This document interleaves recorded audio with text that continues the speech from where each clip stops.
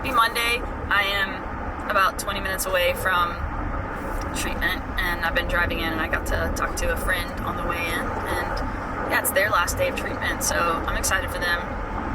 It's cool. I mean, like, at this point, a lot of people are like transitioning out, and so it's just exciting to have been, like, I'm just thankful to have been on the journey, like, with these people, and that it continues on outside of, you know, the walls of treatment and the walls of res, and then it's kind of like each person enters back into their own arena, and yeah, it's just cool to hear people and see people like go after their healing. So with that being said, on Friday, every other Friday at treatment, we bring in our own meals. So this is my first time doing that, which I'm somewhat used to. I mean, in res, obviously didn't have to bring anything. Everything was there. But with virtual PHP that I did prior to going to res, we brought our meals. So in some aspect, I'm definitely used to it. So this is a meal that I have made, and it was in my freezer. And let me tell you, I'm going after the freezer. And I did want to make something last night, but also I was watching Wicked with two friends, and I just gave myself permission to utilize what I had, which felt really good. For me, sometimes it's not always doing the hardest thing. Like, everything in me wanted to like make a dessert and make this awesome meal, and I was like, Janie, you have a meal that you've made. All right, so I'm headed back from treatment to Friday, and it is May 9th. It's still May 9th. Okay, I'm gonna take my, ooh, it's bright. So yeah, I've been driving home. I actually had a pretty good day. So today was the day where we brought in our own meals, and it felt pretty cool that something that I did when I was deep in the disorder is something I'm actually utilizing now to walk out my healing.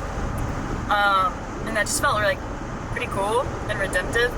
So yeah, I ate curry that I made when I was in a really disordered spot, and I was kind of worried. I was like, oh, what if this is really spicy, because I didn't try it, like, so I was worried it was going to be like super spicy, and it wasn't. It was actually, like, it didn't suck. It was actually kind of good. And so yeah, it was like chicken with like yellow and red bell peppers and onions, lots of basil, and then I used rice in there and coconut cream, and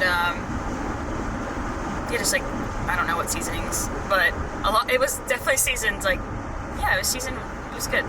And then I brought a cinnamon roll Pop-Tart for dessert. I like didn't want to bring something that I felt like I was gonna have to like cook or whatever. I just wanted something simple. And although I love cooking right now, cooking is just not happening. I think I'm keeping things just really simple, and just for me right now, it's not very cohesive, and I want to get to that place. But right now it's a bit of a scramble, and it's hard enough to really just like focus enough to get meals in. And for me personally, like, part of my journey is like I just don't feel hunger cues right now. Like, I don't feel hunger or fullness cues, and that's something I'm working on. And I don't know, I feel like in some ways that sounds like, oh, it's awesome to not have hunger and fullness cues. I think, yeah, like in my disorder, I did like that. But being on the recovery side of things, it's actually, it kind of scares me, because I'm not into, my body isn't setting off that alarm clock of like, hey, like, go eat something. Or like when I do eat something, like I ate a lunch today that like logically there was a lot of components, and I was like, I should feel full, and I was like, I don't feel full. I don't feel anything. Like, I guess the word is like I feel numb and like empty. And it's not out of this like sadness, numb or empty. It's truly like I don't really know the root of it, and I'm sure in due time I'll continue to like work on the layers and to get to that. But yeah, I genuinely just do not feel hunger or fullness, and I think with that it's like I just need to tell my body like, hey, you can trust me, I've got you, I'm gonna take care of you, I am going to like eat consistently. And I think that it's just like just developing this level of safety and trust again within my own self to be like, hey, like, I'm not gonna do what I've always done before. Like, I'm gonna provide for you. Like, I'm I'm going to protect you. I'm going to nourish you. And I'm going to figure it out. And I do. When I got out of treatment, I remember I said this to myself, and like I like put my hand on my heart, and I was like, all right, like I was like talking to my body, which I don't know if this sounds weird, but I was like, I'm gonna let you take the lead. And I was like, I'm gonna let you take the lead, and I'm gonna listen. Because I think for a long time, like with my body, I was like, I don't care what you say. I'm not here to listen to you. I'm not here to take care of you. And I just don't want that. I don't. It just hasn't gotten me where I want to go in life. And also when I think about kind of like the friend I want to be, the mom I want to be, the person I want to be, the future dietitian like that I want to be, it just doesn't fit.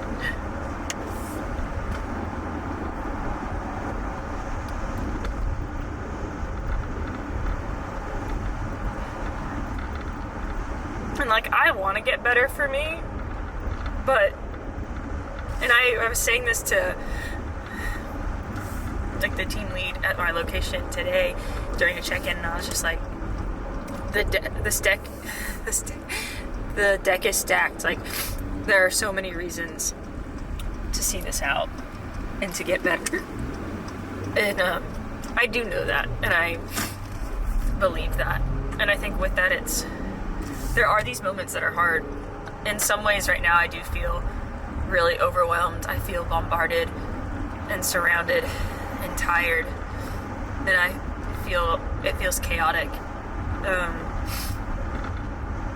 When I sit at the table, I'm like, how lucky am I? Like, how lucky am I that I made it to this table? Because some people like don't make it to the table, and like the fact that I even like get to take a seat at the table is like,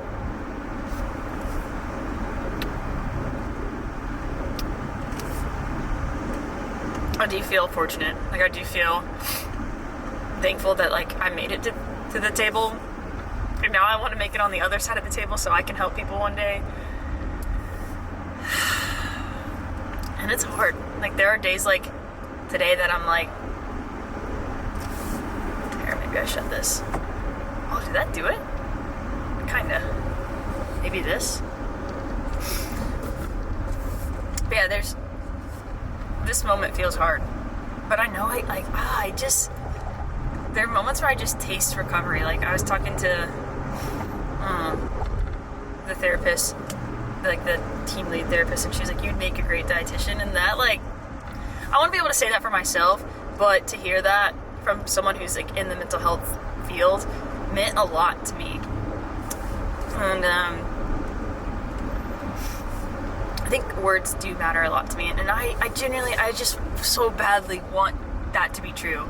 Like I'm like, you can do this, like you can do it, and I know that like I like care so deeply, and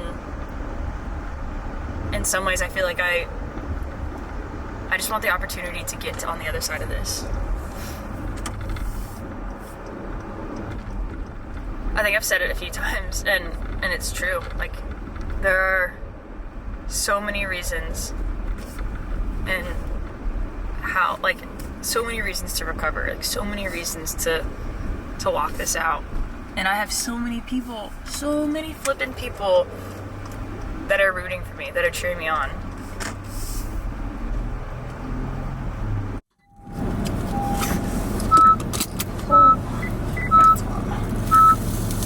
Okay. Headed home. Long day. Oof, I'm trying a new Red Bull. It's, or new to me, I guess. Strawberry apricot. Apricot. I don't know how to say that. I think I say apricot. I don't know. Apricot. I guess I don't feel like I eat them enough to know. Apricot.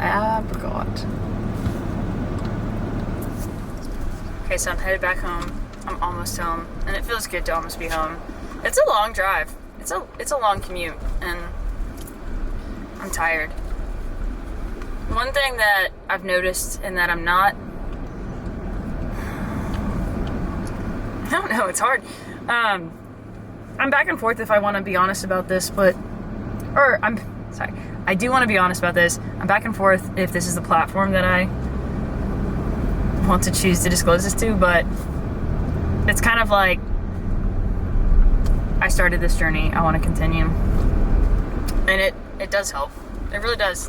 It helps to be honest and to be able to even look back at my own videos and encourage myself and to hold myself accountable and to use I mean, there's just beauty in kind of disclosing, and people in my life have the link to this. And not only that, I'm not going to wait for them to find it. It's more of like, I want to like say it for what it is myself. But yesterday, after programming, I went and bought dealcoholized wine and drank it.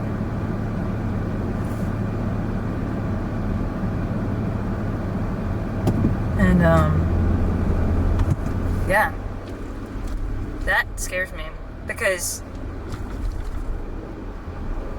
the last time I drank dealcoholized wine, I relapsed shortly after that. And there's not really another step, you know? Like, there's water, then there's like sparkling water. This is just how my brain does it, so this isn't there's no like actual hierarchy, but this is my hierarchy. It's like, there's water, then there's sparkling water, and then there's, I guess, throw in like soda and energy drinks and mocktails, and then there's dealcoholized drinks, and then there's just drinks. And I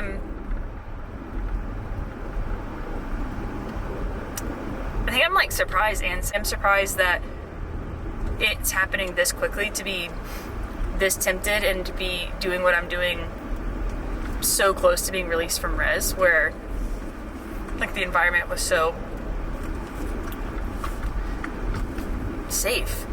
And now making my own choices, you know, I noticed, okay, so it started with coffee. Like, I started drinking more coffee, and then started drinking more energy drinks, and then I backed off the energy drinks, and then I started backing off the coffee and drinking water. But then I, you know, incorporated mocktails, and I'm jumping all around the place. I skipped soda. I went straight for the mocktails, and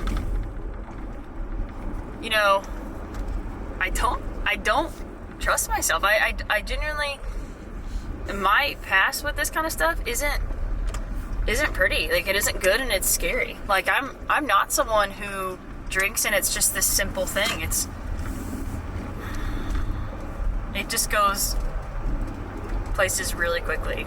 And I think I'm just saying, sorry, moving all around. I'm saying it to just get it out of my chest and like get it out, like, so I can like get, like, do things differently and get help. And for me, I'm like, I've said it this whole time in my recovery, it's like, it doesn't have to be pretty. You just have to stay sober and nourish yourself.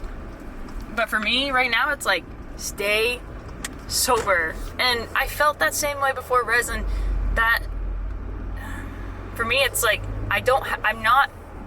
there's not a res date in mind. Like, I stayed sober for like a portion of time, my interim season that I called it, and I was like, well, I just have to make it to res.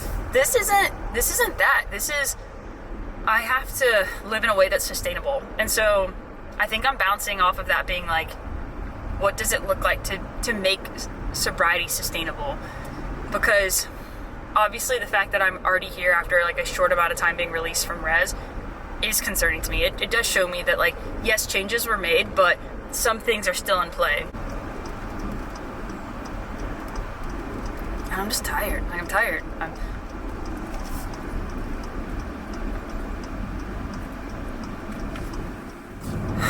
about to pull down my road. It's been a long day. An actual goober. Noonie. Oh, my cat is on my porch too. We're just living the best life over here. Yes. Hi. Joe.